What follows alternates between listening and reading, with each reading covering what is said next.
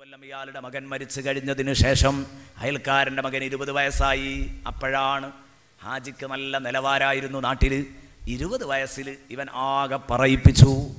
ഇവർ രണ്ടുപേരും ഒരേ സുഹൃത്തുക്കളായിരുന്നു, ഒരുമിച്ചായിരുന്നു നടന്നിരുന്നത്.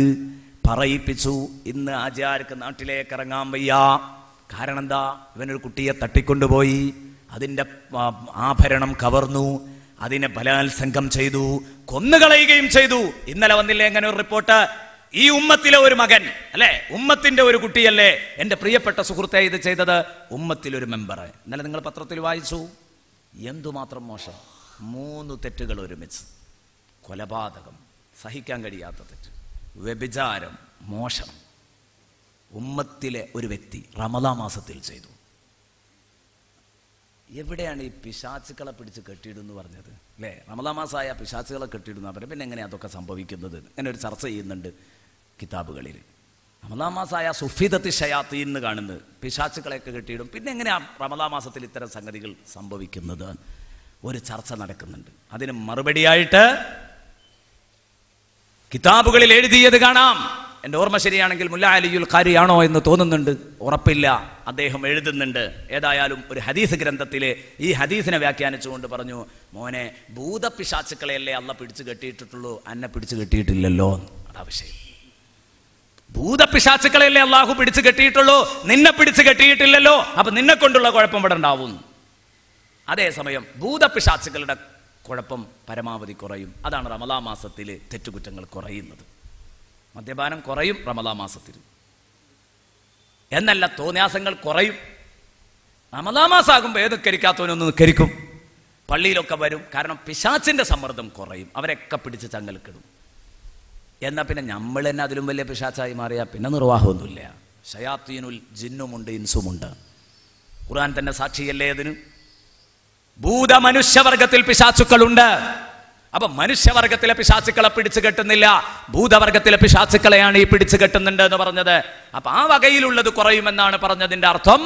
അല്ലാതെ മനുഷ്യൻ ചെയ്തുകൊണ്ടിരിക്കുന്ന അവന്റെ നഫ്സ് പ്രേരിപ്പിക്കുന്ന തെറ്റുകുറ്റങ്ങൾ പിന്നെയും നടന്നുകൊണ്ടിരിക്കും.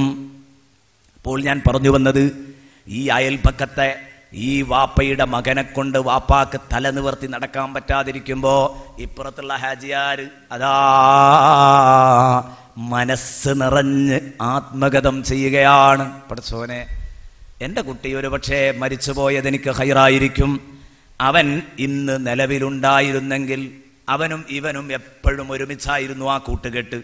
അവനും കൂടെ ഇതിൽ പെട്ടിരുന്നെങ്കിൽ, അവനും കൂടെ ഇതിൽ പെട്ടുപോയിരുന്നെങ്കിൽ എനിക്കും ഗതി ഇത് തന്നെ ആകുമായിരുന്നല്ലോ. അപ്പോഴാ മനസ്സിലാകുന്നത്, 10 കൊല്ലം മുമ്പ് എൻ്റെ കുട്ടിയെ കൊണ്ടുപോയതെനിക്ക് ഹൈറാണ് ആയിരിക്കാം. അങ്ങനെ ഒരു തീരുമാനം അല്ലാഹുവിനുണ്ടെങ്കിൽ അത് ഹൈറാൻ. പക്ഷെ ആദ്യം നമുക്ക് ഷർറാണെന്നാ തോന്നുക. അപ്പോൾ ചില കാര്യങ്ങളൊക്കെ ഹൈറാണെന്ന് അറിയണമെങ്കിൽ ആഖിറം വരെ നീണ്ടു നിൽക്കും. അത് ഹൈറാന്ന് അറിയണമെങ്കിൽ ഒരുപാട് സമയം പിടിക്കും. അപ്പം അതൊക്കെ മനസ്സിലാക്കിയിട്ട് എന്തു വിഷമം വന്നാലും നാക്ക് പിടുത്തം വിടാൻ പാടില്ല, പ്രതിഷേധ സ്വരങ്ങൾ പാടില്ല. എല്ലാറ്റിനും അല്ലാഹുവിന് നന്ദി പറയാ. അൽഹംദുലില്ലാഹ് അൽഹംദുലില്ലാഹ് എന്ന് നന്ദി പറഞ്ഞോളാ. പ്രതിഷേധം ഉണ്ടാവരുത്.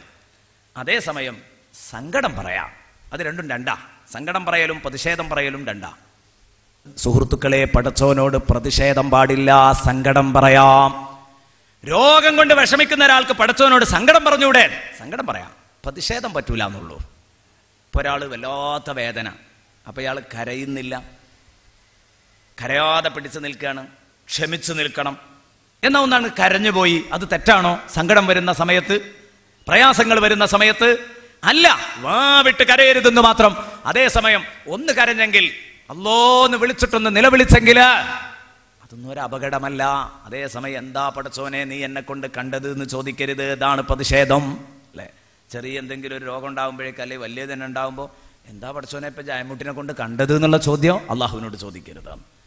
മറിച്ച്, പടച്ചോനെ ഞാൻ വല്ലാതെ ബുദ്ധിമുട്ടുന്നുണ്ട്, എനിക്ക് വേദന ഉണ്ടല്ലോ, സുജൂദും റുക്കുവൊന്നും ചെയ്യാൻ പറ്റുന്നില്ല, എൻ്റെ രോഗം ഒന്ന് സുഖപ്പെടുത്തി തരണേ എന്ന് റബ്ബിനോട് ദുആ ചെയ്യാം. അത് സങ്കടം പറയലാണ്. സങ്കടം പറയാം, പ്രതിഷേധ സ്വരം പറ്റില്ല. ബഹുമാനപ്പെട്ട അലി റളിയല്ലാഹു അൻഹുവിന് രോഗമായി കിടക്കുമ്പോൾ സന്ദർശിക്കാമെന്ന സ്വഹാബത്ത് കേൾക്കെ അലി റളിയല്ലാഹു അൻഹു എന്ന് കരഞ്ഞപ്പോ സദസ്സിലുള്ള ഒരാൾ ചോദിച്ചു, അലി നിങ്ങളാണോ അള്ളാഹുവിനോട് സങ്കടം പറയുന്നത്? അള്ളാഹുവിൻ്റെ ഖളായിൽ സഹിക്കണ്ടേ, ക്ഷമിക്കണ്ടേ, എന്താ നിങ്ങൾ കരയുന്നത് എന്ന് ചോദിച്ചു. ആ സമയത്ത് ബഹുമാനപ്പെട്ട അലി റളിയല്ലാഹു അൻഹു വളരെ യുക്തമായി അതിന് മറുപടി പറഞ്ഞു, യുക്തിഭദ്രമായൊരു മറുപടി. അതിങ്ങനെ വായിച്ചപ്പോൾ എനിക്ക് വല്ലാതെ ഇഷ്ടപ്പെട്ടു. അലി റളിയല്ലാഹു അൻഹുവിൻ്റെ ആ ഒരു വാക്ക് എത്ര ബുദ്ധിയുള്ള വാക്കാണ് തരുന്നത്. എന്താ നിങ്ങൾ പറയുന്നത്? ഞാൻ അള്ളാഹുവിനോട് പ്രതിഷേധ സ്വരമല്ല ഉയർത്തിയത്. എന്താ പടച്ചോനെ എന്നെ കൊണ്ട് കണ്ടതെന്നല്ല, എന്തിനാ നീ എനിക്ക് രോഗം തന്നത് എന്ന് അള്ളാഹുവിനോട് ഞാൻ ചോദിച്ചിട്ടില്ല. മറിച്ച് ഞാൻ പടച്ചോനോട് സങ്കടം പറയാ, എനിക്ക് വിഷമുണ്ട് പടച്ചോനെ, സുഖപ്പെടുത്തി തരണം, അത് പറയുന്നതിന് കുഴപ്പമൊന്നുമില്ല. എന്നിട്ട് അദ്ദേഹം പറയാൻ, എൻ്റെ ഹബീബ് അഥവാ അള്ളാഹു, എൻ്റെ ഹബീബ് എന്നെ പിടിച്ച് വേദനിപ്പിക്കുമ്പോൾ എനിക്ക് വേദനയാകുന്നില്ല എന്ന് പറയുന്നതല്ലല്ലോ ഭംഗി, വേദനയുണ്ടെന്ന് പറയലല്ലേ ഭംഗി. അതെ, അവിടെയാണ് ഇതിൻ്റെ ഏറ്റവും നല്ല വശം വരുന്നത്. നമ്മൾ കുട്ടിക്കാലത്തേക്കൊന്നിന് മടങ്ങുക, വേഗം തിരിയാൻ വേണ്ടിയിട്ട്. ഞാനിപ്പോഴും ആലോചിക്കും, ബഹുമാനപ്പെട്ട മുണ്ടമ്പ്ര ഉസ്താദ്, മുണ്ടമ്പ്ര ഇബ്രാഹിം മുസ്ലിയാർ മുഷാവറ മെമ്പറായിരുന്നു. അള്ളാഹു റബ്ബുൽ ഇസ്സത്ത് അവിടുത്തെ ഖബർ വെളിച്ചമാക്കി കൊടുക്കട്ടെ. അദ്ദേഹം ഹയാത്തിലുള്ള കാലത്ത് ഞങ്ങളൊക്കെ കുട്ടികളാകുമ്പോൾ മദ്രസയിൽ പോകുമ്പോൾ പേടിയാണ്, ഉസ്താദിനെ കണ്ടാൽ ഒളിഞ്ഞു പോകും. കാരണം കണ്ടാൽ വിളിക്കും, വിളിച്ചാൽ പിന്നെ പോകാതിരിക്കാൻ വയ്യല്ലോ. ചെന്നാൽ കൈ പിടിക്കും, കൈ പിടിച്ചിട്ടുണ്ട് ഒരു ഞെക്ക്, ശരിക്കും ഇങ്ങനെ 7 ആകാശമൊപ്പം ഇങ്ങനെ കാണും. അപ്പം ആ ഞെക്കുമ്പോൾ ഞങ്ങൾ കുട്ടികളായിരുന്ന കാലത്ത് ഹാന്ന് പറഞ്ഞിട്ട് കരയും, അല്ലെങ്കിൽ പിടിച്ചിട്ട് നന്നായി കടിക്കും, അപ്പോഴും കരയും. ഇത് കേട്ടാൽ ഉസ്താദ് ശരിക്കും ഇങ്ങനെ കുലുങ്ങി ഇങ്ങനെ ചിരിക്കും. ഇതിനാണ് ഉസ്താദ് ഇത് ചെയ്യുന്നത്. ഇപ്പോൾ അങ്ങനെ ഒരാൾ കൈ പിടിച്ച് ഞെക്കുമ്പോൾ നമ്മൾ മസിൽ പിടിച്ചിങ്ങനെ നിന്നാൽ ഒരനക്കൂല്ല മോനെ പറഞ്ഞാൽ ഈ ചെയ്യണാൾക്ക് ഇതിലൊരു സുഖം കിട്ടൂല. ഒന്ന് വേദനിക്കുമ്പോഴാണ് അയാൾക്ക് സുഖം കിട്ടുക, അയാൾ ലക്ഷ്യത്തിലെത്തുക അപ്പോഴാണ്. ഇതാണ് അലി റളിയല്ലാഹു അൻഹു പറഞ്ഞത്. ഞാൻ പടച്ചോൻ്റെ മുമ്പിൽ ഇങ്ങനെ മസിലും പിടിച്ച് കയ്യ അങ്ങനെയൊന്നും കാട്ടിയിട്ട് നമുക്കിപ്പോൾ അതൊന്നും യേശുന്നില്ല എന്നല്ല പറയാൻ പറ്റൂല, അലി റളിയല്ലാഹു അൻഹു പറഞ്ഞു. അപ്പം അതാ പറഞ്ഞത്, സങ്കടമാവാം, പ്രതിഷേധമാകരുത്, അത്രയേ ഉള്ളൂ. അപ്പോൾ ഓരോ അവയവങ്ങളും അതതിൻ്റെ ശുക്രുകൾ നിർവഹിക്കണം. അപ്പോൾ ഇത് പറഞ്ഞിട്ട് ഖുർആൻ പറയുന്നുണ്ട് സൂറത്തുൽ ഫജ്റിൽ, കല്ലാ ബല്ലാ തുക്രിമൂനൽ യതീം വലാ തഹാദ്ദൂന അലാ തആമിൽ മിസ്കീൻ എന്ന് പറഞ്ഞിട്ട്, ആഹാ നീ പറയാ അള്ളാഹു എന്നെ ആദരിച്ചിരിക്കുന്നു, മുതലാളി അല്ല എന്നെ അവഗണിച്ചു എന്ന് പറയുന്നത് തെറ്റാ. എത്ര വലിയ പ്രയാസം ഉണ്ടെങ്കിലും പ്രയാസമുണ്ട് എന്ന് പറഞ്ഞിട്ട് അള്ളാഹുവിനോട് പ്രതിഷേധിക്കാൻ പറ്റൂല. എൻ്റെ റബ്ബ് എന്നെ പരിഗണിച്ചില്ല എന്ന് പറയുന്ന ഒരു സ്വരം പാടില്ല. റബ്ബി അഹാനൻ, അത് തെറ്റ് തന്നെയാണ്. പക്ഷേ റബ്ബി അക്രമനി എന്ന് പറഞ്ഞത് എവിടെയാ തെറ്റാകുന്നത്? അതിനാണല്ലോ മറുപടി പറയുന്നത്. രണ്ടാമത്തേന് മറുപടി അറിയണ്ട, ഒന്നാമത്തേന് പറഞ്ഞാൽ മതി. കല്ലാ ബല്ലാ തുക്രിമൂനൽ യതീമ വലാ തഹാദ്ദൂന അലാ തആമിൽ മിസ്കീൻ വതഅകുലൂന തുറാസ അക്ലൻ ലമ്മാ വതുഹിബ്ബൂനൽ മാല ഹുബ്ബൻ ജമ്മാ. അങ്ങനെയാ വരുന്നത്, ഹുബ്ബൻ ജമ്മാ. അതെ, സാധുവിനെ ശ്രദ്ധിക്കാത്ത നീ, നിന്റെ അയൽപ്പക്കത്ത് പോലുള്ള യതീമിനെ ശ്രദ്ധിക്കാത്ത നീ, പട്ടിണി പാവത്തെ ശ്രദ്ധിക്കാത്ത നീ എവിടുന്നാ അത് അള്ളാഹു എന്നെ അനുഗ്രഹിച്ചിരിക്കുന്നു എന്ന് തൊള്ള നിറച്ച് പറയാനായത്? എവിടുന്നാ ആചാര്യ മുതലാളിയായത്? അന്വേഷണം നടത്തിയാൽ മനസ്സിലാകും, പെങ്ങന്മാരെ മുഴുവനും പഞ്ഞി വെച്ചിട്ടാണ് ആചാര്യ മുതലാളിയായത്. പെങ്ങന്മാർ കൊടുക്കാനുള്ള അനന്തരം മുഴുവൻ ഇയാൾ വയസ്സാങ്കാലത്ത് വാപ്പനോട് 10 റുപ്യേൻ്റെ ഗുളിക വാങ്ങിക്കൊണ്ടുപോയി കൊടുത്തിട്ട് രജിസ്റ്റർ ഓഫീസിൽ കൊണ്ടുപോയി ഇയാളുടെ പേരിലാക്കിയതാ. എന്നിട്ട് ആചാര്യ ഇപ്പം ഇങ്ങനെ പറയാം, വളരെ സുഖമാണ്, അള്ളാഹു എന്നെ വല്ലാതെ അനുഗ്രഹിച്ചു. ഇത് അനുഗ്രഹിച്ചതല്ല, നിങ്ങളൊരു വഴിക്കാക്കാനാണ് ഇത് തന്നത്. ഇത് മനസ്സിലാക്കാൻ കഴിയണം.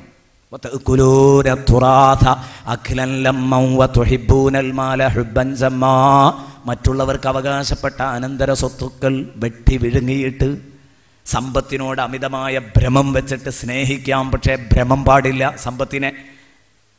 ആ സമ്പത്തിനോട് അമിതമായ ഭ്രമമുള്ള നിങ്ങൾ സാധുക്കൾക്ക് കൊടുക്കാൻ തയ്യാറാകാത്തത് അതുകൊണ്ടാണ്, അവകാശപ്പെട്ടെടുത്ത് ചെലവാക്കാത്തത് അതുകൊണ്ടാണ്. അപ്പം ഈ ഭ്രമമൊക്കെ നിങ്ങളുടെ മനസ്സിലുണ്ടായിരിക്കെ എവിടെന്നാ നിങ്ങൾ പറയുന്നത് അല്ല നിങ്ങളെ പരിഗണിച്ചു? നിങ്ങൾക്കല്ല മുതൽ തന്നത് നിങ്ങളെ ഒരു പാഠം പഠിപ്പിക്കാനാണ്. അത് ആഖിറത്തിൽ നിങ്ങൾ തിരിച്ചറിയും. മുതലാളി എന്നെ റബ്ബ് നിന്ദിച്ചോ എന്നും പറയരുത്. അയാളെ ഫക്കീറാക്കിയതിൻ്റെ ഗുണം ഒരു പക്ഷേ അയാൾ ആഖിറത്തിൽ പെട്ടെന്ന് കാണും. ഒരു കാര്യം ഞാൻ പറയട്ടെ, സമൃദ്ധിയും ദാരിദ്ര്യവും രണ്ടും വിജയത്തിൻ്റെയും പരാജയത്തിൻ്റെയും മാനദണ്ഡങ്ങളല്ല, രണ്ടും അല്ല. സാധു ആയതുകൊണ്ട് രക്ഷപ്പെട്ടു എന്ന് അങ്ങനെയും കരുതണ്ട, മുതലാളി ആയതുകൊണ്ട് രക്ഷപ്പെട്ടു എന്ന് അങ്ങനെയും കരുതണ്ട, മുതലാളി ആയതുകൊണ്ട് കുടുങ്ങിയെന്നും കരുതണ്ട. അതൊക്കെ അതിൻ്റെയൊക്കെ ഹൈറും ഷെറും യഥാർത്ഥത്തിൽ അള്ളാഹു റബ്ബുൽ ഇസ്സത്ത് തന്നിട്ട് നമ്മളെ പരീക്ഷിക്കുമ്പോൾ നമ്മുടെ കോലം പോലെയൊക്കെ ഉണ്ടാകും അതിൻ്റെ പര്യവസാനം. എൻ്റെ ഹൈറും ഷെറും തീരുമാനിക്കണമെങ്കിൽ നമ്മൾ എങ്ങനെ നീങ്ങുന്നു, ഇതുമായിട്ടുള്ള സമീപനങ്ങൾ എങ്ങനെ, അത് നോക്കുമ്പോഴേ അത് തീരുമാനിക്കാൻ പറ്റുള്ളൂ, അവിടെ തീരുമാനിക്കാൻ പറ്റുള്ളൂ. അപ്പോൾ പറഞ്ഞു വന്നത് സർവ്വ കാര്യങ്ങൾക്കും പടച്ചോനോട് നന്ദി പറയുക. അൽഹംദുലില്ലാഹ് ഇങ്ങനെ നന്ദി പറഞ്ഞുകൊണ്ടിരിക്കുക. ബഹുമാനപ്പെട്ട ഷെയ്ഖ് അബൂ ഹാസിം റളിയല്ലാഹു അൻഹുവിന്റെ അടുത്ത് ഷെയ്ഖ് അബൂ ഹാസിം ഉമർ ഇബ്നു അബ്ദുൽ അസീസ് തങ്ങളുടെ ഉസ്താദായിരുന്നു. ആ ഷെയ്ഖ് അബൂ ഹാസിം തങ്ങളോട് ഒരിക്കൽ ഒരാൾ വന്നുകൊണ്ട് ചോദിക്കുകയാണ്, മാ ശുക്റുൽ ഐനൈൻ, രണ്ട് കണ്ണ് പാലിക്കേണ്ട നന്ദികൾ എന്താണ്, കണ്ണിന്റെ നന്ദി എന്താണ്? അവിടുന്ന് പറഞ്ഞു, ഓരോന്നിങ്ങനെ പറഞ്ഞു കൊടുക്കാൻ, നിന്റെ രണ്ട് കണ്ണുകളുടെ നന്ദി പ്രകടനം, ഇദാ റഅയ്ത ബിഹിമാ ഖൈറൻ അഅലൻതാ വഇദാ റഅയ്ത ശർറൻ സതർതാ. ആ കണ്ണുകൊണ്ട് നീ വല്ല നന്മയും കണ്ടാൽ നീ അത് പരസ്യപ്പെടുത്തുക, ആ കണ്ണുകൊണ്ട് വേണ്ടാത്ത വല്ലതും കണ്ടാൽ സതർത നീ അത് മറച്ചു വെക്കുക. ഇതിന് നമുക്ക് കഴിയോ? ഇവിടെ നമുക്ക് നമ്മുടെ കണ്ണിന്റെ നന്ദി പ്രകടിപ്പിക്കാൻ കഴിയോ? ഞാൻ പറയുന്നത് ആരെപ്പറ്റി ഹൈറ് കണ്ടാ പറയണം, ആരെപ്പറ്റി ഷെറ് കണ്ടാ മൂടി വെക്കണം എന്നാ പറഞ്ഞത്. മുസ്ലിം സഹോദരനെ പറ്റി ഷെറോ ഹൈറോ ആയ കാര്യം നിങ്ങളുടെ ദൃഷ്ടിയിൽപ്പെട്ടാൽ നിങ്ങളുടെ കണ്ണിന്റെ ഏറ്റവും വലിയ നന്ദി പടച്ചവനോടുള്ള നന്ദി, അള്ളയാണ് നിങ്ങൾക്ക് കണ്ണ് തന്നത് എന്ന് നിങ്ങൾ വിശ്വസിക്കുന്നുണ്ടെങ്കിൽ ആ കണ്ണുകൊണ്ട് നിങ്ങൾ കണ്ട ഹൈറ് നിങ്ങൾ പരസ്യപ്പെടുത്തുക, ആ കണ്ണുകൊണ്ട് നിങ്ങൾ കണ്ട ഷെറ് നിങ്ങൾ മൂടി വെക്കുക. അതിന് ഞാൻ കൊണ്ടുവരുന്ന ഉദാഹരണം അയൽക്കാരനെയാണ്. അതാ നന്നാവുക കൂടുതൽ. നിങ്ങളെ സ്വന്തം അയൽവാസി, അയാളെപ്പറ്റി പുറത്ത് പറയാൻ പറ്റിയ ഒരു നന്മ നിങ്ങൾ കണ്ടു, നിങ്ങളത് പറയണം. അയാളെപ്പറ്റി പറയാൻ പറ്റാത്ത ഒരു സംഗതി നിങ്ങൾ കണ്ട് നിങ്ങളത് മൂടി വെക്കണം. എന്നാൽ അള്ളാഹു റബ്ബുൽ ഇസ്സത്ത് നിങ്ങളെ മൂടി വെക്കേണ്ട പരലോകത്ത് അള്ളാഹു നിങ്ങളെ വഷളത്തരങ്ങൾ മൂടി വെക്കും. എന്തിനാ ഈ അയൽക്കാരനെ തന്നെ പറഞ്ഞത് അറിയോ? അയൽക്കാരൻ്റെതാണ് നമുക്ക് തീരെ സഹിക്കാത്തത്. അയൽക്കാരൻ്റെ അടുത്ത് എന്തെങ്കിലും ഒരു ഷെറ് കണ്ടിട്ട് അത് മൂടി വെക്കാൻ നമുക്ക് കഴിയൂല. അയാൾ എങ്ങനെയൊക്കെ വഷളാക്കാൻ പറ്റും എന്നുള്ളതാണ് നോക്കുക. അയൽക്കാരനുമായിട്ടുള്ള ബന്ധം പലപ്പോഴും നല്ല ബന്ധമായിരിക്കൂല, അതിനുവേണ്ടി പറഞ്ഞതാ അയൽക്കാർ. അതുകൊണ്ടാണല്ലോ ഖുർആൻ അത് പ്രത്യേകം എടുത്തു പറഞ്ഞത്. ജാറിന്റെ കാര്യം ഖുർആൻ പ്രത്യേകം എടുത്തു പറയാണ്, അയൽക്കാരോട് നല്ല ബന്ധം പുലർത്തണം, അപ്പോഴേ ഒരു മൂമിനാവുള്ളൂ. അയൽക്കാരനോട് നല്ല ബന്ധം പുലർത്തണം. റസൂലുള്ളാഹി സ്വല്ലല്ലാഹു അലൈഹി വസല്ലമ തങ്ങൾ പറഞ്ഞു, ലാ യുഅ്മിനു അഹദുക്കും ഹത്താ യഅ്മന ജാറുഹു ബവാഇഖാ. ഇവന്റെ പാരപണിയലുകളിൽ നിന്ന് അയൽക്കാരന് എന്നാണോ നിർഭയത്തുണ്ടാകുന്നത്, ഇവൻ എപ്പോഴാ പാര വെക്കുക നോക്കി നടക്കുകയാണ് അയൽവാസി എന്ന് പറഞ്ഞാൽ അത്രയും മോശപ്പെട്ടവനാണ് ഇവന്. ഇവന്റെ അയൽവാസിക്ക് ഇവൻ പാര വെക്കുന്നുള്ള പേടി എന്നാണോ തീരുന്നത് അന്നേ അയാൾ മൂമിനാവുള്ളൂ. അയൽവാസിക്ക് പാര വെക്കാൻ പോകരുത്, ഒരു കാര്യം കൊണ്ടും അവനെ വഞ്ചിക്കാൻ പോകരുത്. നിന്റെ കുതന്ത്രങ്ങളെ തൊട്ട് അയാൾ പൂർണ്ണമായിട്ടും നിർഭയനാവണം. അപ്പൊ അതിനുവേണ്ടി പറഞ്ഞതാണ് ആ ഉദാഹരണം പറഞ്ഞത്. ബഹുമാനപ്പെട്ട അബൂ ഹാസിം തങ്ങളോട് ചോദിച്ചു, ഫമാ ശുക്റുൽ ഉദുനൈൻ, ചെവിയുടെ ശുക്ർ എന്താണ്? ഇദാ സമിഅത ബിഹാ ഖൈറൻ വഅയ്ത വഇദാ സമിഅത ബിഹിമാ ശർറൻ ദഫൻത. അതെ, ആ ചെവി കൊണ്ട് നീ നന്മ കേട്ടാൽ നീ അത് ഉൾക്കൊള്ളണം. ആരോ നിന്നോട് സതുപദേശം നടത്തിയാൽ ചെവിയുടെ ധർമ്മമാണ് അത് ഉൾക്കൊള്ളുക. ആ കേട്ടത് നീ ഉൾക്കൊണ്ടാളാ. അതേസമയം ആരോ നിന്നെ വേണ്ടാത്തരത്തിലേക്ക് ക്ഷണിച്ചു, നിന്നോട് ഷെറ് പറഞ്ഞാൽ നീ അത് കേട്ടില്ല എന്ന് വെക്ക്, ദഫൻതഹു, നീ അത് മണ്ണിട്ട് മൂടണം. അതിന്റെ പിന്നാലെ പോകരുത്, അത് ഉൾക്കൊള്ളരുത്. ചീത്ത പറഞ്ഞു തരുന്നവനെ ഒരിക്കലും അംഗീകരിക്കാൻ പാടില്ല. അതുപോലെ തന്നെ വയറിന്റെ ശുക്ർ എന്താന്ന് ചോദിച്ചു. വയറുകൊണ്ടുള്ള ശുക്ർ നന്ദി എങ്ങനെയാ ഉണ്ടായിത്തീരുക? മഹാനവറുകൾ പറഞ്ഞു, അയ്യകൂന അസ്ഫലുഹു സബ്റാ വഅലാഹു ഇൽമാ. എന്താണ് ആ വാക്കൊക്കെ? ഷെയ്ഖ് അബൂ ഹാസിം തങ്ങൾ, ഒരാൾ വയറുകൊണ്ട് ഷാക്കിറാകൽ എപ്പോഴാണ്? വയറുകൊണ്ട് അയാൾ അൽഹംദുലില്ലാ എന്ന് പറഞ്ഞവനാകൽ എപ്പോഴാണ്? അള്ളാഹുവിന് നന്ദി പ്രകടിപ്പിച്ചവനാവൽ എപ്പോഴാണ്? പള്ള നിറച്ച് ഇൽമും സബ്റും ആവണം. അതിനെ എൻ്റെ മറുപടി. അയ്യകൂന അസ്ഫലുഹു സബ്റാ വഅലാഹു ഇൽമാ. വയറിന്റെ അടിഭാഗം ക്ഷമയും മുകൾ ഭാഗം ഇൽമുമാവണം, അപ്പോഴേ ശരിയാവുള്ളൂ. ആ പറഞ്ഞതൊക്കെ എന്താണെന്നറിയാം നിങ്ങൾ? വയറിനെ രണ്ടായി വീതിക്കുക. അടിയിലെ തട്ട് മുഴുവൻ ക്ഷമ എന്ന് പറഞ്ഞാൽ എത്ര വിശപ്പുണ്ടെങ്കിലും സഹിച്ചോളുക. അതേസമയം മുകളിലെ ഭാഗം അവിടത്തേക്കാണ് ഖൽബ് വരുന്നത്. അതുകൊണ്ട് അത് മുഴുവൻ ഇൽമു ആവാൻ. അപ്പം പള്ളറച്ച് സ്വബുറോ ഇൽമു ഉണ്ടായാൽ ശരിക്ക് ബത്തുനിൻ്റെ ശുക്രായി, വയറിൻ്റെ ശുക്രായി. എത്ര കൃത്യമായ മറുപടികളാണ് പ്രിയപ്പെട്ട സുഹൃത്തുക്കളെ ഈ പറഞ്ഞതൊക്കെ. വീണ്ടും ചോദിച്ചു, ലിംഗത്തിൻ്റെ ശുക്ർ എന്താണ്? അള്ളാഹു ലിംഗം എന്ന അവയവം നമുക്ക് പഠിച്ചു തന്നു. ആ ലിംഗം കൊണ്ട് ചെയ്യുന്ന ശുക്ർ എന്താണ് എന്ന് ചോദിച്ചപ്പോൾ ബഹുമാനപ്പെട്ടവർ പറഞ്ഞു, അതിങ്ങനെ ചോദിക്കണോ? അള്ളാഹ് തന്നെ പറഞ്ഞതല്ലേ, വല്ലദീനഹും ലിഫുറൂജിഹിം ഹാഫിളൂൻ ഇല്ലാ അലാ അസ്വാജിഹിം ഔ മാ മലക്കത് ഐമാനുഹും ഫഇന്നഹും ഗൈറു മലൂമീൻ.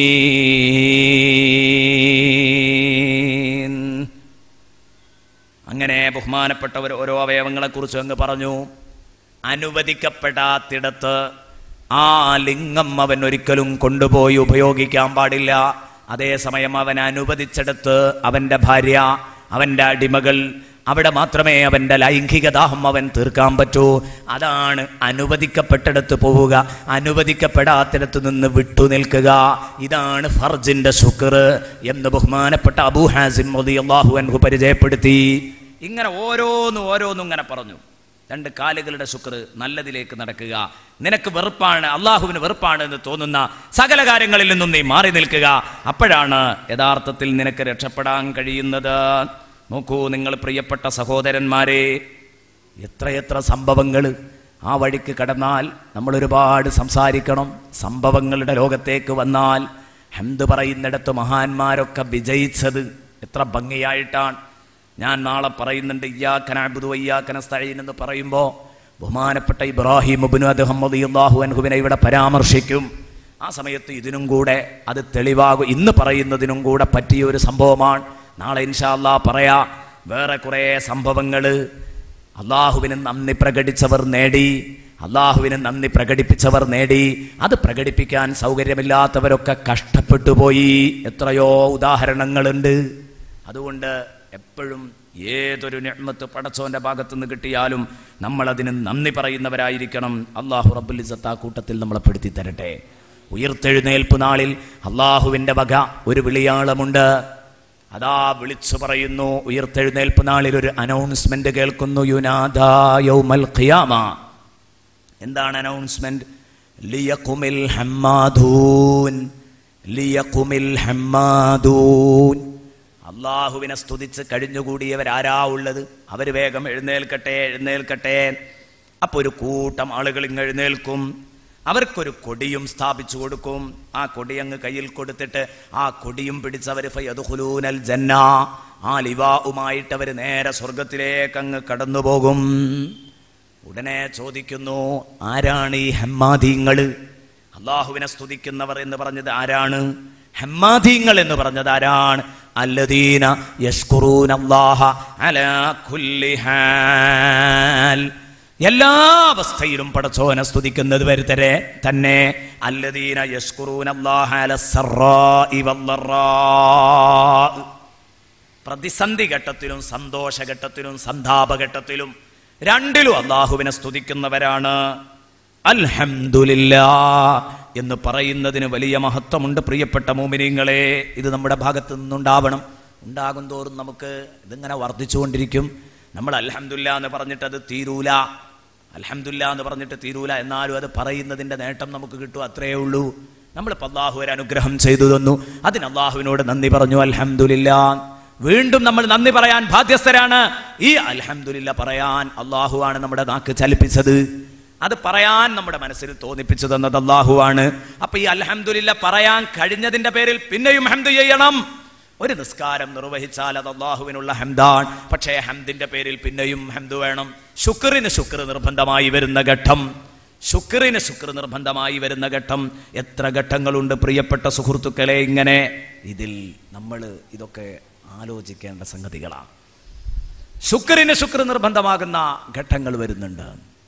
അൽഹംദുലില്ലാഹ് എന്ന് പറയുന്നത് വളരെ പ്രതിഫലാർഹമായൊരു സംഗതിയാണ്. നിങ്ങൾ എന്നെ ഓർത്തോ, ഞാൻ നിങ്ങളെയും ഓർക്കും. എന്നോട് ശുക്ർ ചെയ്തോ, എന്നോട് നന്ദികേട് കാണിക്കണ്ട. പടച്ച റബ്ബ് പറഞ്ഞു, ഉദ്കുറൂനി ഫദ്കുറൂനി അദ്കുറുക്കും വഷ്കുറൂലി വലാ തക്ഫുറൂൻ. ഒരു ഹംദിന് ഒരു നിഅ്മത്തിന് നമ്മൾ ഹംദ് പറഞ്ഞാൽ വീണ്ടും അതിന് ഹംദ് പറയേണ്ടി വരികയാണ്, വീണ്ടും അതിന് ശുക്ർ പറയേണ്ടി വരികയാണ്, ആ ശുക്രിന് വീണ്ടും ശുക്ർ പറയേണ്ടി വരികയാണ്. ഇങ്ങനെ പോയാൽ ഇത് അവസാനിക്കാത്ത ശൃംഖലയാണെന്ന് പറഞ്ഞു ബഹുമാനപ്പെട്ട മഹ്മൂദിനിൽ വറാഖ് റഹിമഹുല്ലാ. ബഹുമാനപ്പെട്ടവർ പാടിയ ഏറ്റവും ശ്രദ്ധേയമായ ഒരു കവിതയുണ്ട്. ഇദാ കാന ശുക്റുല്ലാഹി ലില്ലാഹി നിഅ്മതൻ അലയ്യാ ലഹു ഫീ മിസ്ലിഹാ യജിബു ശുക്റു ഫകൈഫ ബുലൂഗു ശുക്രി ഇല്ലാ ബിഫദ്ലിഹി വഇൻ ത്വാലത്തിൽ അയ്യാമു വത്തസലൽ ഉമറു ഇദാ മസ്സ ബിസ്സറാഇ അമ്മാ സുറൂറുഹാ وإن مس بالضراء عقابها الأجر فما منهما إلا له فيه نعمة تضيق به الأوهام والسر والجهر. എല്ലാം ഉൾക്കൊണ്ടൊരു കവിതയാണിത്. അള്ളാഹുവിന് ശുക്ർ ചെയ്യാ എന്ന് പറയുന്നത്, ആ ശുക്ർ ചെയ്യാനുള്ള അവസരം അല്ലാഹ് തന്നത്, അൽഹംദുലില്ലാ എന്ന് പറയാൻ നമ്മുടെ നാക്കിന് ഖുവത്ത് തന്നത്, ശക്തി തന്നത് അല്ലാഹ് ചെയ്ത മറ്റൊരു അനുഗ്രഹമാണെങ്കിൽ പടച്ചോനെ അതിനും ശുക്ർ നിർബന്ധമാവുകയാണെങ്കിൽ, ഇങ്ങനെ പോവുകയാണെങ്കിൽ അള്ളാഹുവിൻ്റെ ഉദാരമായ അനുഗ്രഹം കൊണ്ടല്ലാതെ എവിടെന്നാ ശുക്ർ പൂർത്തിയാകുക? പ്രായം ഇനിയൊരു 55 അങ്ങ് കിട്ടി, ഒരു 10 90 വയസ്സ് വരെ അങ്ങ് കിടന്നു, ഞാൻ നിസ്കരിച്ചു, നോമ്പ് പോറ്റു, അള്ളാഹുവിന് ശുക്ർ പറഞ്ഞു. അതൊന്നും അള്ളാഹുവിന് യോജിച്ച ശുക്റാകൂലല്ലോ. ഞാൻ എത്ര പറഞ്ഞാലും അതങ്ങോട്ട് എത്തൂലല്ലോ. എത്ര പ്രായം പിന്നിട്ടാലും, എത്ര ദിവസങ്ങൾ ദീർഘിച്ചാലും, എൻ്റെ ശുക്റുകൾ എത്ര നീളമുള്ള ശുക്റുകളാണെങ്കിലും അതിനൊക്കെ വീണ്ടും വീണ്ടും ശുക്റുകൾ എനിക്ക് ബാധ്യതയായി വരല്ലേ. അപ്പൊ എന്നും ഞാൻ തോൽക്കും, അനുഗ്രഹങ്ങൾ ജയിക്കും. ശുക്ർ ചെയ്യുന്ന ഞാൻ തോൽക്കും, അള്ളാഹുവിന്റെ അനുഗ്രഹങ്ങൾ ജയിക്കും. അള്ളാഹുവിന്റെ ഒരനുഗ്രഹം നിങ്ങൾ എണ്ണാൻ ഒരുങ്ങിയാൽ അതുപോലും നിങ്ങൾക്ക് ക്ലിപ്തപ്പെടുത്താൻ കഴിയില്ല. അതിന് രണ്ടർത്ഥമുണ്ട്. അള്ളാഹുവിന്റെ അനുഗ്രഹങ്ങൾ എന്നും അർത്ഥം പറയാം, അറബി ഭാഷ അറിയുന്നവർക്ക് ഏതറിയുള്ളൂ. അതേസമയം അള്ളാഹുവിന്റെ ഒരനുഗ്രഹം എന്നും അർത്ഥം പറയാം. വളരെ കൃത്യമായിട്ട് പറയുമ്പോൾ അങ്ങനെയാണ്. പിന്നെ അള്ളാഹ് എന്നതിലേക്ക് ഇളാഫത്ത് ചെയ്ത് ചേർത്ത് പറഞ്ഞതുകൊണ്ട് നിഅ്മത്തി എന്നതിന് ബഹുവചന അർത്ഥവും ഉദ്ദേശിക്കാവുന്നതാണ്. പക്ഷെ അങ്ങനെയൊക്കെ ആണെങ്കിലും അതിന്റെ നേരെ അർത്ഥം അള്ളാഹുവിന്റെ ഒരനുഗ്രഹം. അതുകൊണ്ടാണ് ഇമാം മഹല്ലി റളിയല്ലാഹു അൻഹു പറയുന്നത് കാണാം, കിതാബുൽ മഹല്ലിയിൽ എഴുതിയത് കാണാം, എന്ത് അള്ളാഹുവിന്റെ ഒരനുഗ്രഹം തന്നെ ലോകത്തൊരാൾക്കും എണ്ണി തീർക്കാൻ പറ്റാത്തതാണ്. ഇപ്പൊ ഭക്ഷണം കഴിക്കുക എന്നുള്ളൊരു അനുഗ്രഹം നോക്കിയാൽ ആ ഭക്ഷണം കഴിക്കുന്നതുമായിട്ട് ബന്ധപ്പെട്ട് അള്ളാഹു നമ്മൾക്ക് തന്നിരിക്കുന്ന അനുഗ്രഹങ്ങൾ ഓരോന്നിങ്ങോട്ട് വിലയിരുത്തിയാൽ, അതിന് വിലക്കെട്ടിയാൽ നമുക്ക് വിലക്കെട്ടാനാവോ? പല്ല്, അണ്ണാക്ക്, നാക്ക്, ചെറുനാക്ക്, അന്നനാളം, ചെറുകുടല്, വൻകുടല്, ദഹനപ്രക്രിയ, ഇങ്ങനെ ഇങ്ങോട്ട് തുടങ്ങിയിട്ട് എല്ലാം ഇങ്ങോട്ട് ആലോചിക്കുക. അള്ളാഹു റബ്ബുൽ ഇസ്സത്ത് ചെയ്തു തന്ന അനുഗ്രഹങ്ങൾ അതിലേതെങ്കിലും ഒന്നിന് കേടുപാട് പറ്റി നോക്കണം. ഒരു വാൾവിന് എവിടെയെങ്കിലും ഒരു വീക്ക് വന്നു കഴിഞ്ഞാൽ എൻ്റെ പ്രിയപ്പെട്ട സുഹൃത്തെ അത് നേരെയാക്കണമെങ്കിൽ 5, 6, 7, 10 ലക്ഷം അതിൻ്റെ മുമ്പിൽ നിസ്സാരമാണ്. ഒരു കാല് കേടുവന്നു, അത് മാറ്റിവെക്കണമെങ്കിൽ, ആ കാലൊന്ന് മാറ്റിവെക്കൽ, കൃത്രിമ കാല് വെക്കണമെങ്കിൽ ലക്ഷങ്ങൾ കൊടുക്കണം എന്ന് പറയുമ്പോൾ അപ്പോഴാണ് അള്ളാഹു റബ്ബുൽ ഇസ്സത്ത് ചെയ്ത അനുഗ്രഹങ്ങൾ. ഒരൊറ്റ അനുഗ്രഹം ഇമാം മഹല്ലി എടുത്തത് തന്നെ ഇത്വാം, ഭക്ഷിപ്പിക്കുക എന്നുള്ളത് അള്ളാഹു ചെയ്തു തന്നൊരു അനുഗ്രഹമാണ്. അതെടുത്തു നോക്ക്, അതിനെ ചുറ്റിപ്പറ്റിയുള്ളത് നിനക്ക് എണ്ണി തീർക്കാൻ പറ്റുമോ? ഒന്നും എണ്ണി തീർക്കാൻ പറ്റൂല. അപ്പൊ അതിന്റെ അടിസ്ഥാനത്തിലായി പറഞ്ഞത് ഞാൻ വഷളാകുക എന്നല്ലാതെ കഴിയൂല. തബാറക മൻ ശുക്റുൽ വറാ അൻഹു യഖ്സുറു ലികൗനി ആയാതി ജൂദിഹി ലൈസ തുഹ്സറു വശാകിറുഹാ യഹ്താജു ശുക്റൻ ലിശുക്രിഹാ കദാലിക ശുക്റു ശുക്രി യഹ്താജു യശ്കുറു. ഇമാം യാഫിഈ തങ്ങൾ പറഞ്ഞു.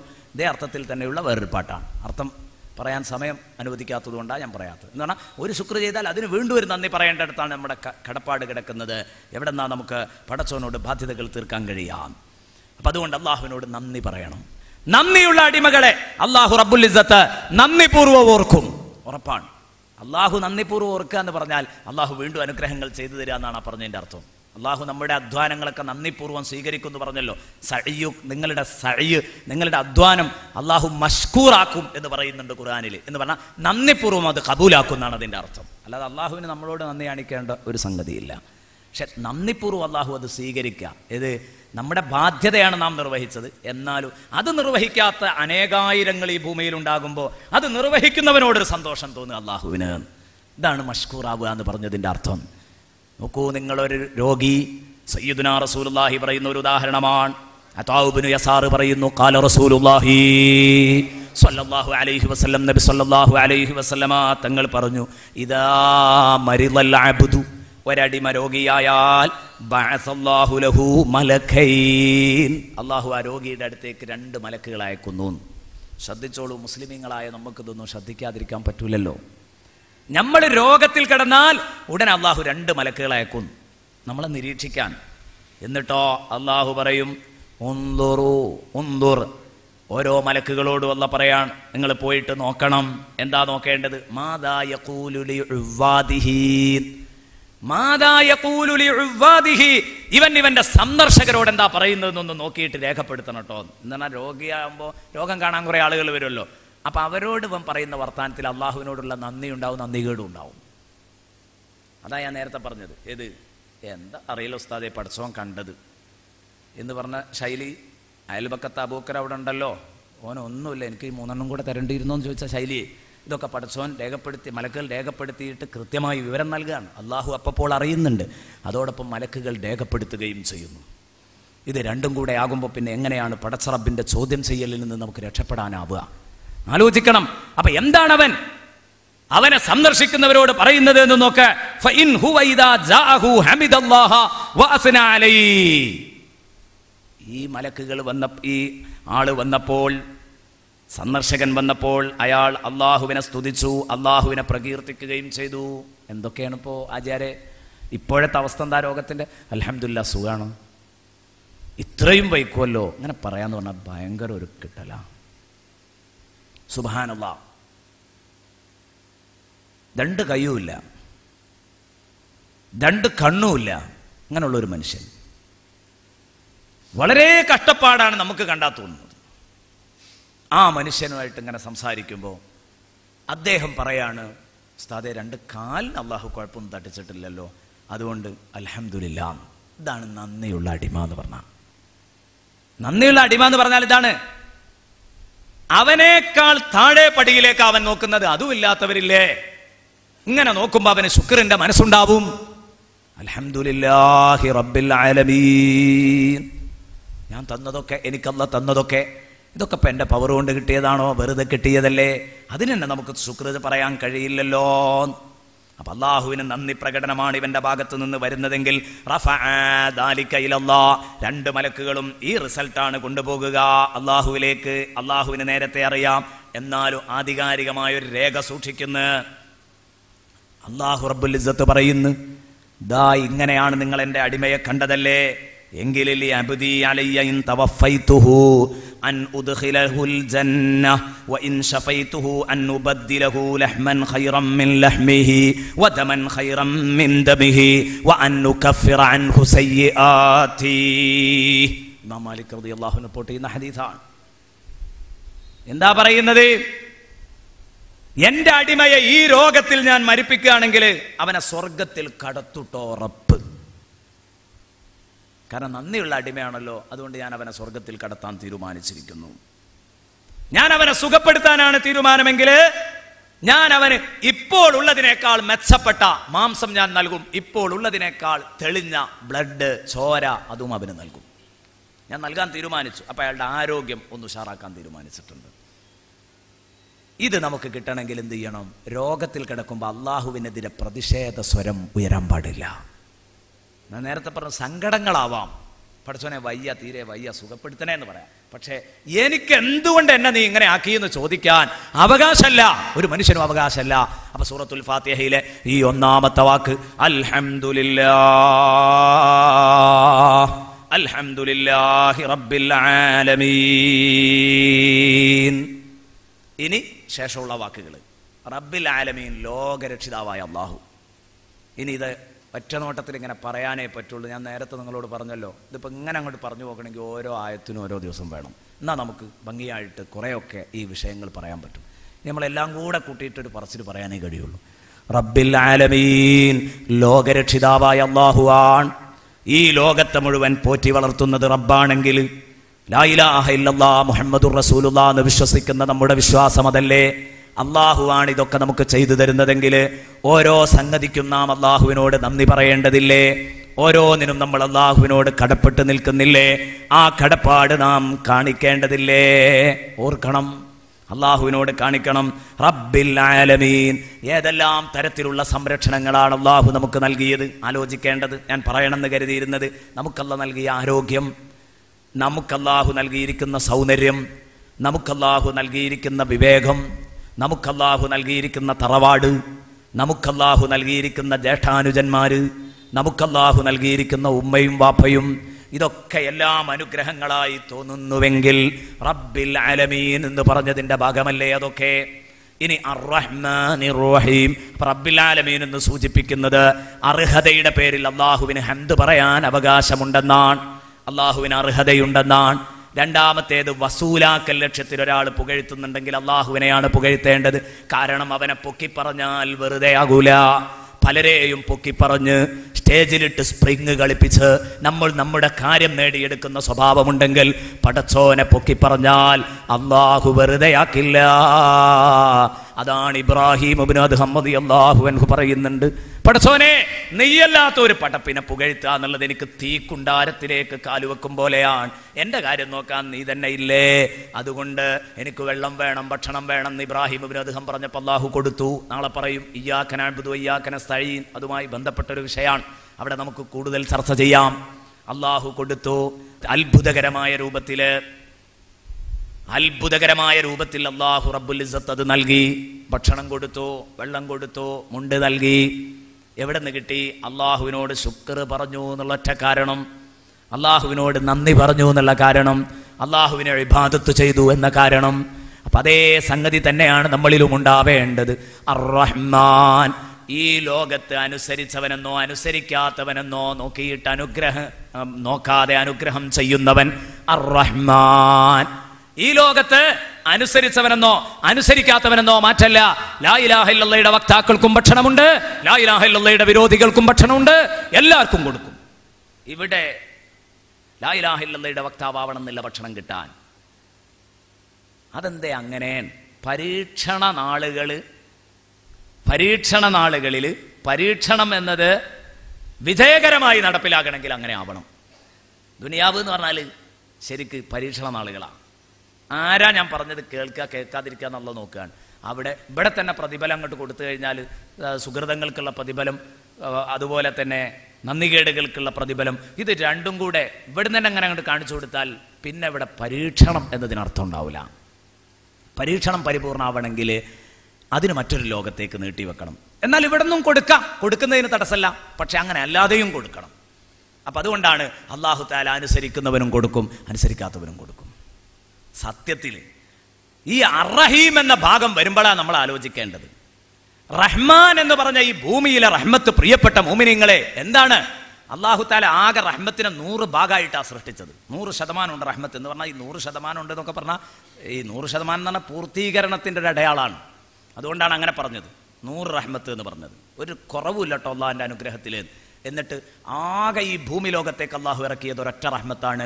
99 അനുഗ്രഹങ്ങൾ അള്ളാഹുവിന്റെ അടുത്ത് എടുത്തു വെച്ചിരിക്കുകയാണ്. അർ-റഹ്മാൻ എന്ന് പറയുമ്പോൾ ഒരിക്കലും വിട്ടുപോകാനാവാത്ത ഒരു ചർച്ചയാണ്. ഇമാം ബുഖാരിയും മുസ്ലിമും റിപ്പോർട്ട് ചെയ്യുന്നു, റസൂലുള്ളാഹി പറയുന്നു, അള്ളാഹു 100 അനുഗ്രഹമായിട്ട് അനുഗ്രഹത്തെ പഠിച്ചത്. ഖലഖല്ലാഹു റഹ്മത യൗമ ഖലഖഹാ മിഅത റഹ്മ വഅർസല മിൻഹാ റഹ്മതൻ വാഹിദ ഫീ ഖൽഖിഹി കുല്ലിഹിം. അള്ളാഹുവിന്റെ സൃഷ്ടിജാലങ്ങൾക്ക് മൊത്തം നൽകിയത് ഒരൊറ്റ റഹ്മത്ത്. എന്നിട്ടോ വഅഖറ ഇൻദഹു 99 റഹ്മ, 99 അനുഗ്രഹം അള്ളാഹു തൻ്റെ അടുത്ത് തന്നെ സ്റ്റോക്ക് ചെയ്തു, എടുത്തു വെച്ചു, കരുതി വെച്ചു. എന്തിന്? ആ ചോദ്യമാണ്. ഇന്നിപ്പോൾ നമ്മൾ വലിയ വലിയ മുതലാളിമാരെ കാണുന്നു, വലിയ വലിയ സൗകര്യക്കാരെ കാണുന്നു. അവർക്കൊക്കെ കിട്ടിയതെന്താ? ഒരു റഹ്മത്തിന്റെ പൊട്ടും തെല്ലുമാണ്. 99 അള്ളാഹു എടുത്തു വെച്ചിരിക്കാത്ത എന്തിന്? റസൂലുള്ളാഹി തങ്ങൾ തന്റെ നുബുവത്തിന്റെ തിരുനാക്കുകൊണ്ട് നമ്മളെ പഠിപ്പിക്കുന്നു, യർഹമു ബിഹാ ഇബാദഹു യൗമൽ ഖിയാമ. അന്ത്യദിനത്തിൽ അവനെ അനുസരിച്ച് നിസ്കരിച്ച് നോമ്പുവറ്റ് ഖുർആൻ ഓതി നടന്ന, വേണ്ടാത്തരങ്ങളിൽ നിന്ന് മാറി നിന്ന പടപ്പുകളെ സുഖിപ്പിക്കാനാണ് ഈ 99. അപ്പൊ സ്വർഗവും ഇഹലോക സുഖവും സ്വർഗത്തിലെ സുഖവും തമ്മിൽ എത്ര വ്യത്യാസമുണ്ട്. അപ്പം അത് അള്ളാഹു അനുസരിക്കുന്നവർക്ക് മാത്രമാണ് കൊടുക്കുന്നതെങ്കിൽ ഈ ദുനിയാവിൽ ഒന്നും കൊടുക്കണ്ടെന്ന് തീരുമാനിച്ചുകൂടായിരുന്നോ? എന്നാലും അത് ഏതാവുമായിരുന്നു? നീതിയാകുമായിരുന്നു. ഏത്? ഈ ദുനിയാവിൽ ഒരു 10-60-70 കൊല്ലക്കാലം കഷ്ടപ്പെട്ട് ജീവിക്കേണ്ടി വരും ലാ ഇലാഹ ഇല്ലല്ലാഹയുടെ വക്താക്കള് എന്ന് അള്ളാഹുവിന് തീരുമാനിച്ചുകൂടായിരുന്നു. അങ്ങനെ തീരുമാനമല്ലല്ലോ. ദുനിയാവ് സുഖായോൻ ആഖിറവും സുഖാകാലോ, അതിനൊന്നും തടസ്സമല്ലല്ലോ. എന്നാൽ പണ്ഡിതന്മാർ ചർച്ച ചെയ്യുന്നുണ്ട്. ഇവിടെ ഒരു വലിയ ചർച്ചയുണ്ട്. എന്തുകൊണ്ട് പടച്ചോൻ ഇങ്ങനെ തീരുമാനിച്ചുകൂടായിരുന്നു? ദുനിയാവിൽ ലാ ഇലാഹ ഇല്ലല്ലാഹയുടെ വക്താക്കൾക്ക് നരകമാക്കണം, എന്നിട്ട് ആഖിറം സ്വർഗവുമാക്കണം, എന്നിട്ട് ഇവിടെ ലാ ഇലാഹ ഇല്ലല്ലാഹയുടെ വിരോധികൾക്ക് സ്വർഗമാക്കുക, എന്നിട്ട് നാളെ ആഖിറം നരകവുമാക്കുക. ഇങ്ങനെ തീരുമാനിച്ചാലും അള്ളാഹു നീതിമാനാകുന്നതിനെതിരല്ലല്ലോ. പിന്നെ എന്തു ചെയ്തു? ഉദാരനായ റബ്ബ് ഈ ദുനിയാവും നമുക്ക് അനുവദിച്ചു. വിശ്വസിച്ചവർക്ക് ഇത്രേ സ്വത്തുണ്ടാവുന്നുണ്ടോ? ഞാൻ മുമ്പ് സൂചിപ്പിച്ചിട്ടുണ്ട്, ഗവൺമെന്റിന് കണക്കുണ്ടാകും, ഇത്രേ നിങ്ങളുടെ പേരിലുണ്ടാവോ. ഇസ്ലാമിന് കണക്കില്ല. പക്ഷെ ഒരു ഡിമാൻഡ് ഉണ്ട്. 5 പൈസ പോലും അനുവദിക്കപ്പെടാത്ത മാർഗത്തിൽ പറ്റൂല. അനുവദിക്കപ്പെടുന്ന രൂപത്തിൽ എത്രയും ഉണ്ടാക്കാം. ആ ഉണ്ടാക്കി വെച്ചതിന്റെ തീരുവകൾ ഒന്നുപോലും അടയാതെ ബാക്കി നിൽക്കാൻ പാടില്ല. അതൊക്കെ നിർബന്ധ. എത്ര മുതലാളിമാർ ഇസ്ലാമിൽ കഴിഞ്ഞു പോയിട്ടുണ്ട്. അപ്പൊ ഈ ദുനിയാവിൽ സുഖിക്കുന്നതിനൊരു തടസ്സവും ആഖിറവും കൂടെ തരിക. ശരിക്കും ന്യായമായി ചിന്തിക്കുകയാണെങ്കിൽ ഒരാൾക്ക് അങ്ങനെ പറഞ്ഞുകൂടായിരുന്നു, ഒരു കൂട്ടർക്ക് ദുന്യാവ് ഒരു കൂട്ടർക്കും ആഖിറും ആണ് എങ്കിൽ എന്നാ പിന്നെ അള്ളാഹു ഇവിടെ ദുന്യാവ് തീരെ മുഅ്മിനീങ്ങൾക്ക് തരാൻ പാടില്ലായിരുന്നു.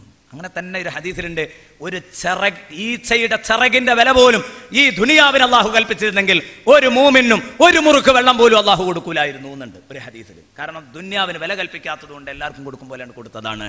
അല്ലെങ്കിൽ അവൻ ആഖിറം നേടാൻ പറ്റോ, അതിനുള്ള ക്ഷമയും കരുത്തും അവനുണ്ടോ നോക്കാൻ അള്ളാഹു വെള്ളം കൊടുക്കാതെ ഭക്ഷണം കൊടുക്കാതെ കട്ടകാർന്ന് ജീവിക്കേണ്ട ഒരു ഗതികേട് അവൻ ഉണ്ടാക്കുമായിരുന്നു. ഞാൻ ചോദിക്കട്ടെ, ഇത് അള്ളാഹു സൂറത്തു സുഖ്റുഫിൽ പറയുന്നുണ്ട്. സൂറത്തു സുഖ്റുഫിൽ പറയുന്നുണ്ട് എന്തുകൊണ്ട് ഇത് ചെയ്തില്ല. കാരണം അള്ളാഹ് സൂറത്തു സുഖ്റുഫിൽ പറയുന്നുണ്ട്. എന്താ കാരണം എന്നറിയോ? അള്ളാഹു ഉദ്ദേശിക്കുകയായിരുന്നെങ്കിൽ അള്ളാഹുവിനെ നിഷേധിക്കുന്ന ആളുകൾക്ക് ഈ ഭൂമിയിൽ എല്ലാം അള്ളാഹു നൽകും. അവരുടെ വീടുകൾ സ്വർണത്തിന്റെ വീടുകൾ, അവർ കിടക്കുന്ന കട്ടിലുകൾ സ്വർണത്തിന്റെ കട്ടിലുകൾ, അവരുടെ ഡോറുകൾ, അവരുടെ വാതിലക്കട്ടിലുകൾ, വാതിലുകൾ, അതുപോലെ തന്നെ വാതിലക്കട്ടിലുകൾ, ഇതൊക്കെയും അതാ വാതിൽ കട്ടിലുകൾ എല്ലാം സ്വർണത്തിൻ്റെതാക്കി കൊടുക്കുമായിരുന്നു, വെള്ളിയുടേതുമാക്കുമായിരുന്നു. മൂമിനീങ്ങളുടേത് കൊച്ചു കൊച്ചു കൂരകളും. ഇങ്ങനെയാക്കിയിരുന്നുവെങ്കിൽ എന്താ ഉണ്ടാവുക? നമുക്ക് കിട്ടും അതിൻ്റെ റിസൾട്ടിലെ. അങ്ങനെ എങ്ങാനും ആണെങ്കിൽ ഇന്ന് ഈ സദസ്സിൽ എത്ര പേരുണ്ടാവും? അതന്നെ എൻ്റെ ഉത്തരം. ദുനിയാവിൽ കഷ്ടപ്പെടണം എന്നെങ്കിലേ ആഖിറം കിട്ടുള്ളൂ എന്നുള്ള തീരുമാനിച്ചിരുന്നെങ്കിൽ ഇന്ന് എത്ര പേരുണ്ടാവും? അപ്പോൾ എല്ലാം കൂടി ഒരു ടീമായി പോകണ്ടെന്ന് കരുതിയിട്ടാണ് അള്ളാഹു ഇങ്ങനെ ചെയ്തത് എന്ന് പറഞ്ഞു. അല്ലെങ്കിൽ ഒന്നടങ്കം നിഷേധിച്ചു പോകും. അള്ളാഹുവിൻ്റെ പ്രത്യേക തൗഫീഖുള്ള അമ്പിയാക്കൾക്കൊക്കെ പിടിച്ചു നിൽക്കാൻ കഴിഞ്ഞേക്കാം. അല്ലാത്തവർ മുഴുവനും പോകും, ദുന്യാവിൻ്റെ പിന്നാലെ പോകും. ആർക്കാ 10-60 കൊല്ലക്കാലം ഇവിടെ ക്ഷമിക്കാനാവുക? സൂറത്തു സുഖ്റുഫിൽ അള്ളാഹു പറയുന്നുണ്ട്. ഞാൻ വിശുദ്ധ ഖുർആൻ കൊണ്ടുവന്ന് വെച്ചു. അതൊക്കെ ഓരോന്നും ഇങ്ങനെ പറഞ്ഞ് ഓരോന്നിൻ്റെ ആയത്തുകളൊക്കെ ഉദ്ധരിച്ച് പറയണമെന്ന് കരുതിയതാണ്. ഹംദിൻ്റെ ചർച്ച കഴിഞ്ഞപ്പോഴേക്ക് സമയം കഴിഞ്ഞു, അതുകൊണ്ട് ഇനി നീട്ടുന്നില്ല. അർ-റഹ്മാനിർ റഹീം. അപ്പം നാളെ പരലോകത്തെ റഹ്മത്ത് വളരെ വിലപ്പെട്ടതാണ്. 99 അനുഗ്രഹങ്ങളുടെ സംഗമ ഭൂമികയാണ് സ്വർഗം. ആ സ്വർഗം നേടാൻ എൻ്റെ പ്രിയപ്പെട്ട മോമിനീങ്ങൾ ശ്രമിക്കണം. അതിനാണ് റമദാൻ മുമ്പിലേക്ക് വന്നത്. ഇവിടെ ദിക്റുകൾ ചൊല്ലുക, ഖുർആൻ ഓതുക, പട്ടിണി പാവങ്ങളെ സഹായിക്കുക, കഷ്ടപ്പെടുന്നവരെ സഹായിക്കുക, എന്നിട്ട് സ്വർഗം നേടാൻ നോക്കുക. അള്ളാഹു നമ്മെ തുണക്കട്ടെ. അർ-റഹ്മാനിർ റഹീം. അത് കഴിഞ്ഞാൽ പിന്നെ മാലികി യൗമിദ്ദീൻ. മാലികി യൗമിദ്ദീൻ, പ്രതിഫല നാളിൻ്റെ ഉടമയാകുന്നു അല്ലാഹു. പ്രതിഫല നാളിൻ്റെ ഉടമയാകുന്നു അല്ലാഹു. മാലികി യൗമിദ്ദീൻ, രക്ഷാശിക്ഷകളുടെ നാടുകളുടെ ഉടമയും അധികാരിയുമാണ് അല്ലാഹു. അപ്പോൾ പേടിച്ചിട്ട് ആരെങ്കിലും അല്ലാഹുവിനെ ഹംദ് ചെയ്യാൻ ഉദ്ദേശിക്കുന്നുണ്ടെങ്കിൽ ആ അർത്ഥത്തിലും ചെയ്യേണ്ടത് ഇവിടെ തന്നെ കേട്ടോ. ആ അർത്ഥത്തിലും ചെയ്യേണ്ടത് അല്ലാഹുവിനെ തന്നെയാണ്. മാലികി യൗമിദ്ദീൻ, ഈ പ്രതിഫല നാളിൻ്റെ ഉടമ എന്ന് പറഞ്ഞത് നിങ്ങളെ ബോധ്യപ്പെടുത്തി തരണമെങ്കിൽ എൻ്റെ പ്രിയപ്പെട്ട സഹോദരങ്ങളെ, എൻ്റെ ശബ്ദം കേൾക്കുന്ന സഹോദരിമാരെ, ഒരു സ്വർഗചിത്രവും ഒരു നരകചിത്രവും ആവശ്യമായിരുന്നു. നരകം എത്ര ഭീകരമാണെന്ന് മനസ്സിലാക്കാൻ. ഇപ്പം ഇവിടെ നമുക്ക് കിട്ടേണ്ടത് നരകത്തിൻ്റെ ഒരു ചിത്രമാണല്ലോ. റഹ്മത്തിൽ നമ്മൾ സ്വർഗത്തെക്കുറിച്ച് ചെറിയൊരു പരാമർശം പറഞ്ഞു. എന്നാൽ മാലിക് യൗമിദ്ദീൻ എന്നതിൽ ഏറ്റവും പ്രധാനപ്പെട്ടത് താക്കീദിനാണ്. അവിടെ കനം, നരകം എന്ന് പറഞ്ഞത് എത്ര ഭീകരാൻ തിരിയണമെങ്കിൽ, നരകം എന്ന് പറഞ്ഞാൽ അത് ശരിക്ക് തീക്കളിയാണ്. എല്ലാവർക്കും അറിയാം, തീക്കുണ്ടാരമാണ് നരകം. ആ തീയിൽ കിടക്കുമ്പോൾ അവന് സ്വാഭാവികമായിട്ട് ചൂടുണ്ടാകും, കരിഞ്ഞു പോകും ശരീരം. അങ്ങനെ തന്നെ അള്ളാഹു പുതിയ ചർമ്മങ്ങൾ അവന് പകരം നൽകും. ഈ ചർമ്മങ്ങൾ നൽകിക്കൊണ്ടിരിക്കുമ്പോൾ ഇവൻ ആശ്വാസത്തിന് പടച്ചോനോട്, പടച്ചോനെ ഭയങ്കര ചൂട്, അള്ളാഹുവിനോട് ചോദിക്കും, പടച്ചോനെ ഒരു തണുത്ത കാറ്റ്, അള്ളാഹുവേ ഒരു തണുത്ത വെള്ളം, അള്ളാഹുവേ ഒരു തണുത്ത തണല്. ഇത് ചൂടെടുക്കുന്ന ഏതൊരാളും മോഹിക്കുന്ന കാര്യമാണ്. ഉഷ്ണിക്കുന്ന ആള് മോഹിക്കുന്ന 3 താല്പര്യങ്ങളാണിത്: തണുത്ത കാറ്റ്, തണുത്ത വെള്ളം, അതുപോലെ തന്നെ തണുത്ത തണല്. നല്ല ചൂടിന്ന് ഇങ്ങോട്ട് കയറി വരുമ്പോൾ ഒരു ഗ്ലാസ് വെള്ളം തണുത്തത് കിട്ടിയാൽ എന്തോ ഒരു സന്തോഷം. ഫാനൊന്നിട്ട് മലർന്നങ്ങ് കിടന്നാൽ, അല്ലെങ്കിൽ AC ചാലുവാക്കിയാൽ എന്തൊരു സുഖം. ഫുട്പാത്തിലൂടെ അങ്ങനെ വെയിലും കൊണ്ട് നടന്നു പോകുമ്പോൾ ഒരു മരത്തണലിന്റെ ചുവട്ടിലെത്തിയാൽ നടക്കാൻ മറക്കും മുന്നോട്ട് എന്ന് പറഞ്ഞാൽ നമുക്ക് വലിയ ആശ്വാസം. അത് 3. ഇമാം റാസി പറയാണ്, എന്നാൽ നരകത്തിൽ ഈ ആശ്വാസങ്ങൾക്ക് വല്ല വകയുണ്ടോ? ഇത്തരം ആശ്വാസങ്ങൾ വല്ലതും കിട്ടുമോ? ഖുർആൻ പറയുന്നു, വസ്ഹാബുശ്ശിമാലി മാ അസ്ഹാബുശ്ശിമാൽ ഫീ സമൂമിൻ വഹമീം വളില്ലിൻ മിൻ യഹ്മൂം. അത് മാത്രമാണ് ഇവിടെ പറയുന്നത്. അത് പറഞ്ഞിട്ട് ഇൻഷാ അല്ലാഹ് ഞാൻ വേദി ഒഴിയാം. കാറ്റുണ്ടോ എന്ന് ചോദിച്ചാൽ ഉണ്ട്, അള്ളാഹു കാറ്റ് തരും. ഏതാണ് ആ കാറ്റ്? ഫീ സമൂം, തീക്കാറ്റിലാണ് അവർ കഴിഞ്ഞുകൂടുന്നത്. തീക്കാറ്റ്, സുബ്ഹാനല്ലാഹ്. ആർക്ക് വേണോ ഈ കാറ്റ്? സമൂം എന്ന ശബ്ദം ഇത് നിഷ്പന്ദിച്ചിരിക്കുന്നത് സുമ്മ് എന്ന വാക്യത്തിൽ നിന്നാണ്, അടിസ്ഥാന പദത്തിൽ നിന്നാണ് എന്ന് ബഹുമാനപ്പെട്ട ഇമാം റാസി റളിയല്ലാഹു അൻഹു പറയുന്നു. സുമ്മ് എന്ന് പറഞ്ഞാൽ അതിന്റെ അർത്ഥം വിഷം എന്നാണ്. അപ്പൊ സുമ്മ എന്ന വാക്കിൽ നിന്ന് സമൂം എന്ന് വരുമ്പോ ഈ കാറ്റിന്റെ സ്വഭാവം എന്താണ്? തീക്കാറ്റ് മാത്രമല്ല, അത് വിഷക്കാറ്റാണ്. വിഷത്തിനൊരു പ്രത്യേകത ഉണ്ട്. വിഷം തീണ്ടിയത് തള്ളവിരലിനായിരിക്കും, പാമ്പ് കടിച്ചത് പെരുവിരലിനായിരിക്കും. ആ വിഷം കടിച്ചതിന്റെ, ആ പാമ്പ് കടിച്ചതിന്റെ, വിഷം തീണ്ടിയതിന്റെ പ്രതിഫലനങ്ങൾ അറിയുന്നത് തലച്ചോറ്റിലായിരിക്കും. അതാണ് വിഷത്തിന്റെ പ്രത്യേകത. കൊത്തിയിടത്തല്ല പ്രതിഫലനങ്ങൾ ഇങ്ങനെ പുറത്തറിയും. എന്നതുപോലെ നരകത്തിലെ ഈ കാറ്റ് നിന്റെ കാലിൽ കൊണ്ടാൽ നിന്റെ തലപ്പ്, നിന്റെ മൂർധാവ് തിളച്ചു മറിയും. അത്രമാത്രം തലച്ചോറ് തിളച്ചു മറിയാൻ മാത്രം കടുപ്പുള്ള കാറ്റ്. എവിടെ? കാലുമ്മൽ തട്ടിയാൽ. ഫീ സമൂം, ഇതാണ് തീക്കാറ്റിന്റെ പ്രത്യേകത. ഇനി ബഹുമാനപ്പെട്ടവർ തന്നെ പറഞ്ഞു, സെമ്മ് എന്ന പദത്തിൽ നിന്നുമാകാം ഇത് നിഷ്പന്ദിച്ചത്. ആ അർത്ഥത്തിലും അതിന് വകുപ്പുണ്ട്. കാരണം സെമ്മ് എന്ന് പറഞ്ഞാൽ സൂചിപ്പഴുതാണ്. സൂചിപ്പഴുതിനാണ് സെമ്മ് എന്ന് പറയാം. ഖുർആൻ പറയുന്നുണ്ട്, ഒരു സ്ഥലത്ത് ഒരു വിഷയത്തെക്കുറിച്ച് പറയുമ്പോൾ പറഞ്ഞതാ സൂചിപ്പഴുതിലൂടെ ഒട്ടകം കിടക്കാം. സൂചിപ്പഴുതിനാ സെമ്മ് എന്ന് പറയാം. എന്തേ അതിൽ നിന്ന് സമൂം എന്ന പദം വന്നത്? മഹാനവറുകൾ ചർച്ച ചെയ്യുന്നു, മക്കളെ, സൂചിപ്പഴുത് എന്ന് പറഞ്ഞാൽ സൂചിയുടെ ഓട്ടയല്ല കേട്ടോ. സൂചിയുടെ ഓട്ട അത് 2 3 നൂലുകൾ വളരെ കൃത്യമായി പിടിച്ചാൽ അതിൻ്റെ ഉള്ളിലൂടെ അങ്ങ് തിരുകാൻ പറ്റും. അതിന് പറ്റിയ വലിപ്പമുണ്ട് സൂചിയുടെ ഓട്ട, ദ്വാരം. അതല്ല കേട്ടോ സംഭവം. പിന്നെ എന്താ സൂചിപ്പഴുത് എന്ന് പറഞ്ഞാൽ?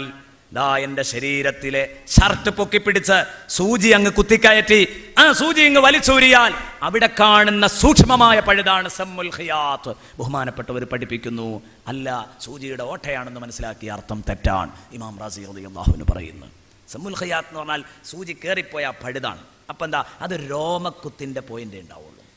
അപ്പൊ ഈ കാറ്റിന്റെ പ്രത്യേകത എന്താണ്? രോമകൂപങ്ങളിലേക്ക് ശരിക്ക് സൂചി തലപ്പ് പാഞ്ഞു കയറും പോലെ ഓടിക്കയറും.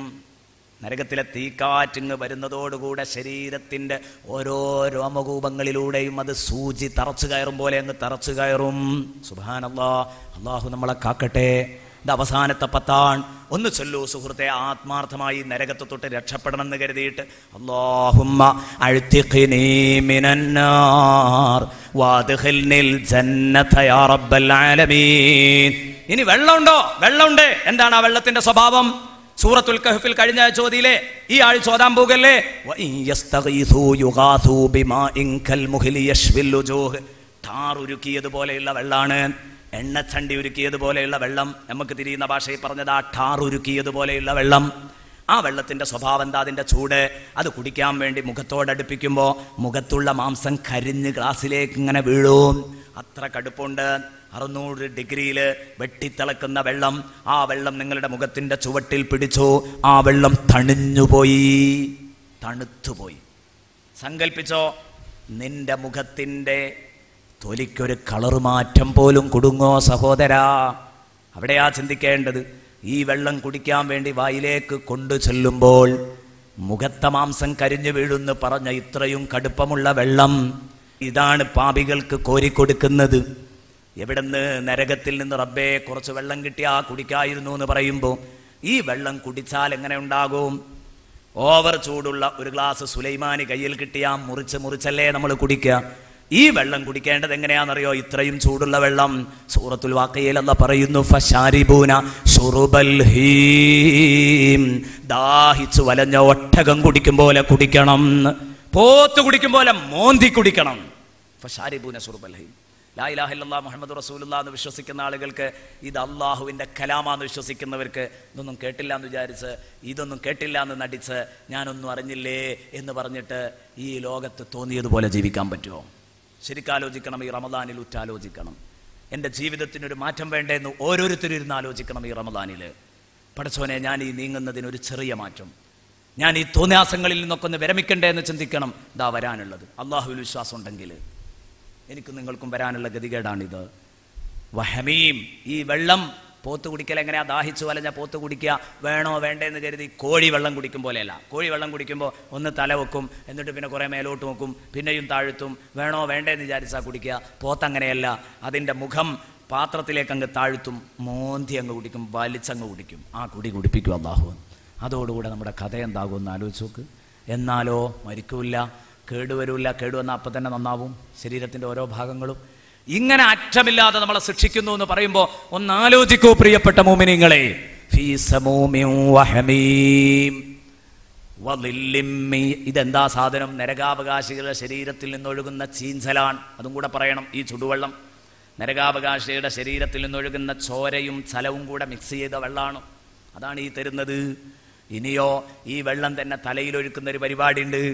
ഏത്? മീഡിയം ചൂടുള്ള ഒരു ഗ്ലാസ് വെള്ളം ഒരു പക്ഷേ വായ കൊണ്ട് കുടിക്കാൻ നമുക്ക് കഴിയും. കാരണം ചൂടുള്ളത് തിന്നാൻ പറ്റുന്ന രൂപത്തിൽ ആ വായയുടെ അന്തർഭാഗം അല്ലാഹു സൃഷ്ടിച്ചു തന്നത്. പക്ഷേ മോമിനീങ്ങളെ ആലോചിച്ചോ, ആ വെള്ളം നിങ്ങൾ തലയിലൊഴുക്കോ? ആ വെള്ളം കൊണ്ട് നിങ്ങൾ മുഖം കഴുകാൻ ധൈര്യപ്പെടുമോ? വായിലൊഴുക്കുന്നത് മുഖത്തൊഴിക്കാൻ പറ്റൂല. ഇതൊക്കെ നമുക്ക് എപ്പോഴും അനുഭവം ഉള്ളതല്ലേ. ചൂടുള്ള വെള്ളം മുഖത്തൊഴിച്ച് നോക്കണം, കണ്ണുമ്മ തട്ടിയ വിവരറിയും. വായിലൊഴിക്കുന്നത് മുഖത്തൊഴിക്കാൻ പറ്റൂല, മുഖത്തൊഴിക്കുന്നതും തലയിലൊഴിക്കാൻ പറ്റൂല. തലച്ചോറ് തിളച്ചു മറിയും അല്ലേ? ആ തലച്ചോറ്റിലേക്ക് വന്ന് വീഴല്ലേ? എവിടെ? സൂറത്തു ദുഖാൻ എടുത്തു മറിച്ച് നോക്ക്. സുമ്മ സുബ്ബു ഫൗഖ റഅസിഹി മിൻ അദാബിൽ ഹമീം. ഈ വെള്ളം അവന്റെ തലയുടെ മൂർധാവിൽ പമ്പ് ചെയ്യട്ടെ, അണമുറിയാതെ പമ്പ് ചെയ്യട്ടെ. മലക്കുകളോട് അല്ലാഹു പറയാൻ, ആ ഏൽപ്പിക്കുന്ന മലക്കുകളുടെ ഡിക്ഷണറിയിൽ ദാക്ഷിണ്യമില്ല, കരുണയില്ല. പ്രിയപ്പെട്ട കൂട്ടുകാരെ, ശിക്ഷിക്കാനായിട്ട് അല്ലാഹു പടച്ച പടപ്പുകള്. അവർക്ക് നമ്മളെ സ്നേഹിക്കാൻ അറിയില്ല. നമ്മൾ നിലവിളിച്ചിട്ട് നമ്മളോട് സിമ്പതി അവർക്ക് തോന്നൂല. ശരിക്കാലോചിക്കണം. ഫീ സമൂമിൻ വഹമീം വളില്ലിൻ മിൻ യഹ്മൂം. ഇനി തണലുണ്ടോ? തണലുണ്ട്.